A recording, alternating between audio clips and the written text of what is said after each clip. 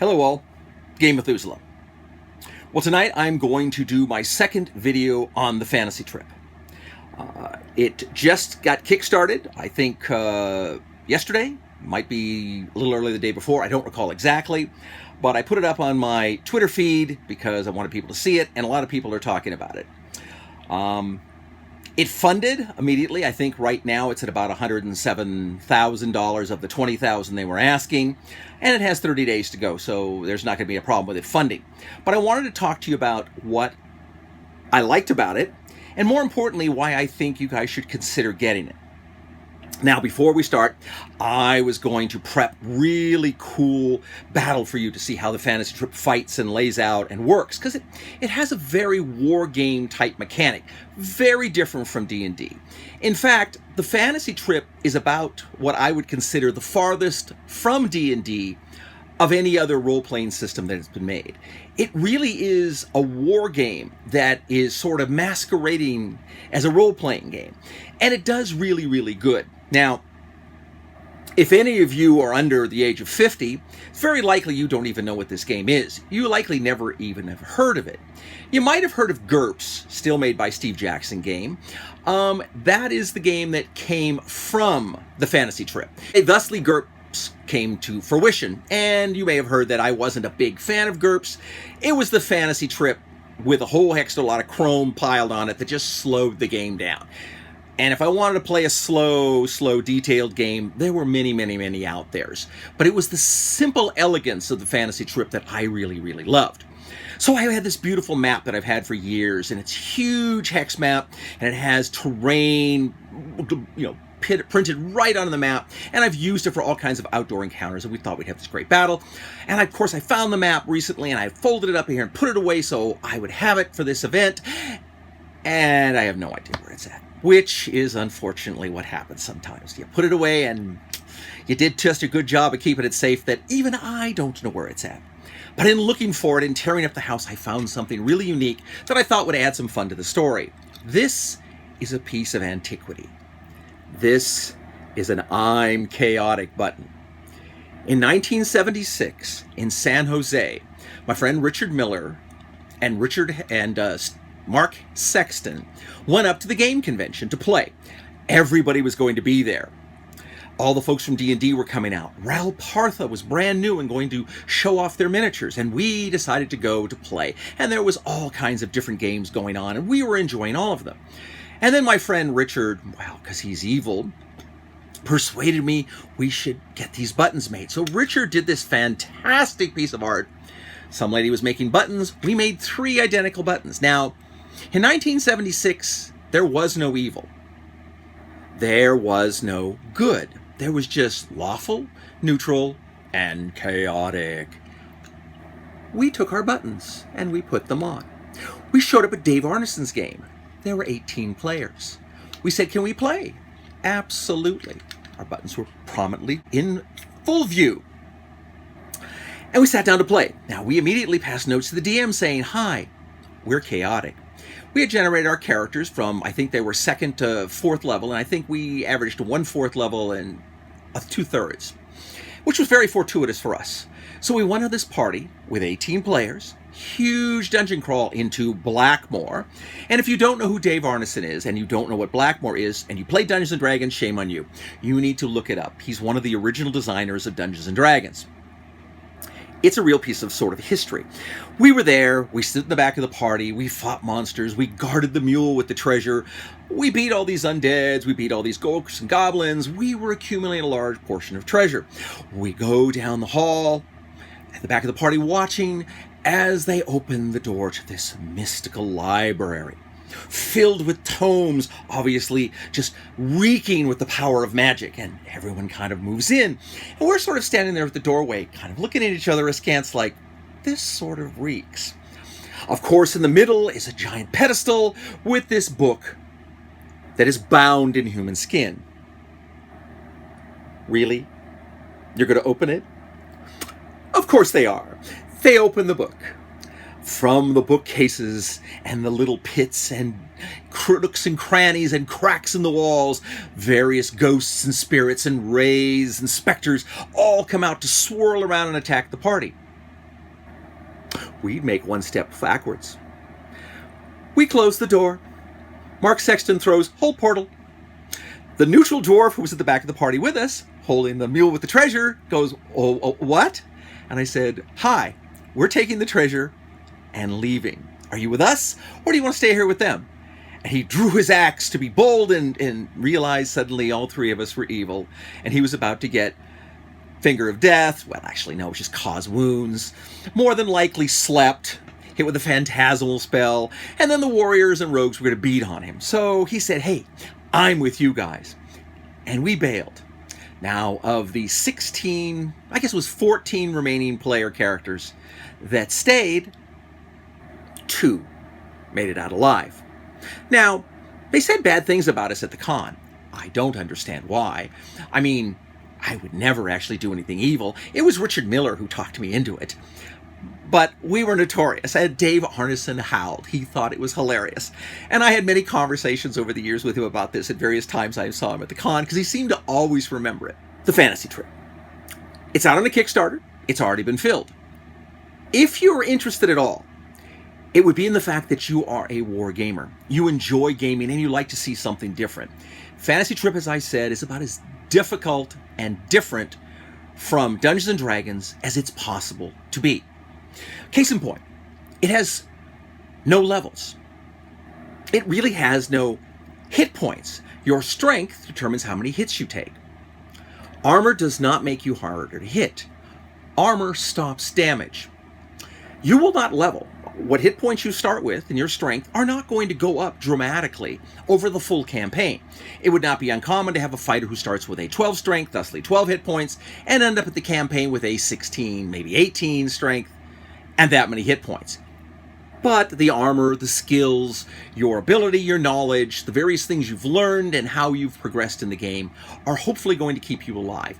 This is kind of what I call a heroic game system. Your characters start out pretty good, pretty much what they're going to be at the end of the game, and then they just get fine-tuned. And of course, the magical items and the things of interest you find, of course, add to your notorious reputation, and you become a great character. Now, if you're interested in that, you're interested in history, you're interested in seeing something that is totally not Dungeons & Dragons and plays very differently. It plays on a hexagon base, very much like a board game. And the pieces that way don't have that sort of diagonal non-square movement where the distance isn't quite the same, but everybody just looks the other way. It's really made like a war game. Now, it shows its age a little bit, and it has some factors that could be improved upon. There's a large tome of fan-based skills and stuff that came out that were really good. Now, from what I'm seeing on the Kickstarter, it looks what they're doing is they're cleaning up new art, coming out with the basic set of rules, and not the 3 booklets that were made for the fantasy game per se. It's the full melee, the full wizard, which comes with its own little map and a little die-cut sheet of printed heroes and villains. And then the wizards comes with the same thing, a sheet, a little die-cut sheet with wizards and villains. And little maps that can help you play. And I guess then if you buy a higher level, they have larger maps for it. And then it comes with the Fantasy Trip, which is the rule system. They gave you the ideas, but everything was up to us. And we were really big into it because, of course, at this point, I was full-blown making all my own adventures and writing all my stuff, and I was more than willing to. The great thing about the Fantasy Trip is it was quick to design a game as a DM. I mean, all your monsters, they had a strength score, which was their hits. They had a dexterity score, which is what they needed to hit you. That was also when they acted and what they needed to roll on 3d6 to do so. And then they had their intelligence. And unless they were magic users, the intelligence determined what skills they could have. If they were magicians, it told how many spells they could have and at what IQ level. And obviously, the higher the IQ, the more powerful the spells. And that made for a very easy way to generate a game. You could write a number from 1 to 20, have 20 goblins. You all knew what they were. They went out there and fought. You knew what their weapons did. And everything did less damage. And as I said, armor stops damage, not makes you harder to hit. So even though the weapons only do d6s, because that's all you use in this game, is a bell curve 3d6, unless they're dodging, 4d6, or unless you're using some fan-based rules, which could give you other modifiers, you can see that the game goes very simply. But there was great mechanics. There was a great idea of you rolled for group initiative that determined whether you let the enemy move first or you move first. And that determined how your skills would work. It was a lot of fun. And even in me trying to explain it to you would go on and on and on and not tell you the reasons to buy it. First, it's a 1980s game, and it is a piece of living game history. It's a really good game, and it's really fun, even if you just want to run it as a one-off or a two-off or just an alternate. If you like games, if you like board games, I think you'd enjoy it. I think you'd really get a kick out of watching it. And some of you, like me, are going to kind of fall in love with it and go, this is a really fun game. I'd like to use it. We still use it. I'm running one of my Albion campaigns up in Pasadena with the group, and we're using our modified fantasy trip. Now, after this many decades, all of us have modified the rules, including me, and I've made many, many modifications. The biggest one being is that we actually run on squares now. That way we can use all our dungeon tiles. And we don't have to use a hexagon map. We can draw our dungeons much easier, much simpler. The tiles are beautiful. We like them, so we do that. And it's not very difficult to fix. There's lots of things about it. When there is a game that's simple and clean, it's easy to make modifications that work for your group. Secondly, it's reasonably inexpensive. I mean, modern day games are much more expensive than they were. They're trying to keep the cost down. And of course, if you're going to buy a PDF, which why would you? Because you don't get that new game smell. But I know a lot of you young whippersnappers all use your computers, and well, who the heck needs a set of rules? You can buy it that way. The beauty is you're not going to lose your money. I mean, Steve Jackson's not going anywhere. He's had a game company since the mid-'80s, and it's been going strong. Second thing about it is, most of the history they've been writing for GURPS, which is tome after tome after tome of GURPS Ancients, GURPS Space, GURPS Science Fiction, GURPS Secret Agent, GURPS Fantasy, GURPS Samurai. I could go on and on and on and on. No, maybe I will. No, I won't. You can pretty much just use those modules straight out. The only difference is they added a fourth stat, I think it was health, and then they clogged up the monsters and creatures with all kinds of additional abilities and skills which you don't need. So you can just leave those out, but everything else plays the same. So there's literally an entire library available of games to play. Secondly, they're going to produce more, since obviously the game has exceeded what their projection just to get it printed was. They're going to print it. They're going to put out other modules. In fact, a module comes with it, one of the original one. And Steve Jackson did a really great job of having solitary games. In fact, I think he joked with me after I did my last video that maybe I should write him a solitary game, which I would do. Of course, I'm the old shoe, don't think anybody actually needs me. I'm sure he has plenty of brilliant people at his place to do stuff, but if they do, hey, I'm always here to save the day. They may do some stretch goals. So far, I haven't seen any. If they do a stretch goal, everybody should ask for this. This is the infamous Adventurer's Screen. My mind's getting a little dog-eared over the years because I've used it a lot. The great thing about it is it gives you lots of the information. If you have this, you can pretty much do everything without actually opening the book. And that works pretty good for Dungeon Masters. It's really, really self-contained, and it works. And I'm hoping they bring it back out quickly if it doesn't become a stretch goal, but I'm hoping they will just make it a stretch goal, if they do stretch goals. To let you know how much I love this game, I thought I would even show you this. These are some of the miniatures I used back in the day. That is a 4-hex monster, because we were using the Fantasy Trip and 4 hexes. Lots of my other individual creatures and players, characters like this one, this little Amazon, and this little barbarian warrior, were all on hex bases. It's an easy game. It's a fun game. It's a fast game. I think you'll enjoy it. You can add your own color. If you're looking for a structured, linear game like Dungeons & Dragons, it's not your cup of tea. It's a game for those who are comfortable with gaming, want something a little different. For me, why I stuck with it and went with it originally, I just could not get through the fact that armor didn't stop damage. Armor made you harder to hit. Fantasy Trip did a great job without being ponderous, and that was fun. Combats were fast. Generating characters were fast. The interesting thing in generating characters is, again, so there are no rangers, there are no bards, there are no sorcerers or priests. Well, there are priests, but what there are is there a magic user or a fighter class. And that determined how much spells cost you if you were a non-magic user, or how much abilities cost you if you were a non-fighter.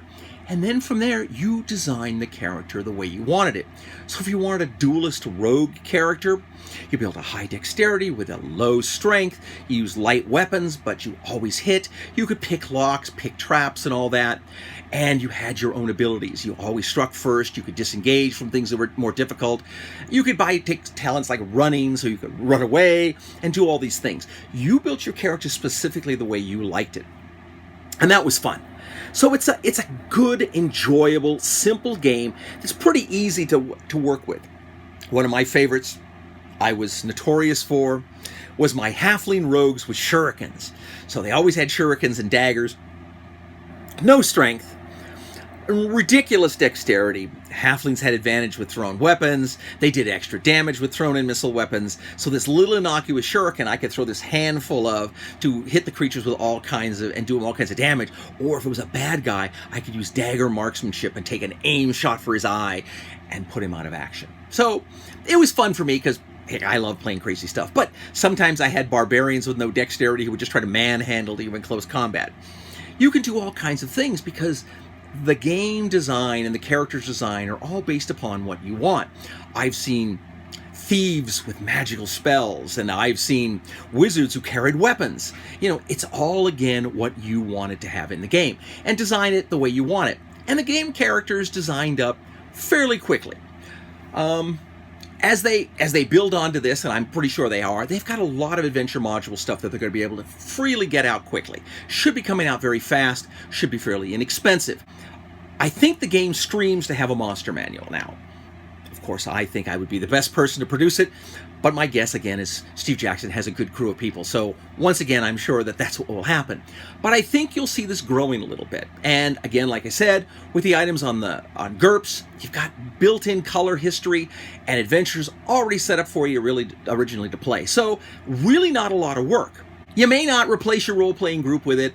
A lot of your players are going to look at it and go, I don't want to do this. It's not Dungeons & Dragons. They're going to feel more comfortable with the linear progression and the safe, I know where my paladin is going to be at every level of advancement. And most definitely the fantasy trip, it was a lot more variable. You're going to decide yourself how your paladin works, how your wizard works, what spells, what kind of abilities, how much magic he can hold, how strong he is, and how much mana he can power, how accurate he's going to be with his spells, how many spells he's going to have and at what level. It's all up to you. So you tailor them. Now, if you do get it and you want to give it a try out, my suggestion is you go online right away and find the little Fantasy Trip fan rules that are out there.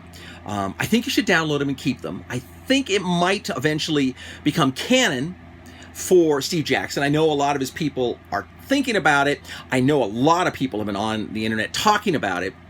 The problem I understand from a friend of mine who's an attorney is there might be some legal problems, so that might be the thing that prevents it. I don't know. Take a look at the Kickstarter, see if it interests you. What you need to get is you need in the Labyrinth, you need the melee, and you need the wizards. Everything else is superfluous, and if you get it on a PDF, it'll be fine. It'll work for you. So I don't know what your economy's like, but you'd be ready to play something that I think your players would enjoy if they're open-minded to some other game system. So I know I spent a lot of time talking about this. I'm sorry. So until I have a chance to speak with you again about, well, other things, fight me devils fight, for I hate peace. Game on.